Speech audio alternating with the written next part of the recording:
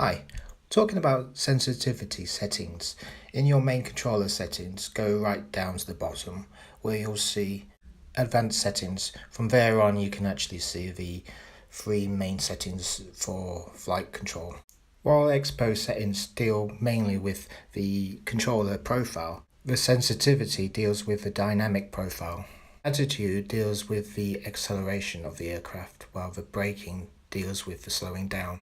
In my case, I've left the attitude at full and the braking at 50%.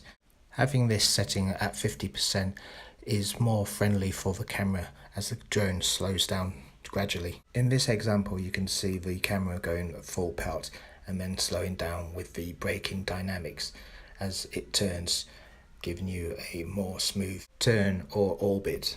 I hope that this video helps with your flying. Please subscribe to my channel for some more hints and tips, and I'll see you again.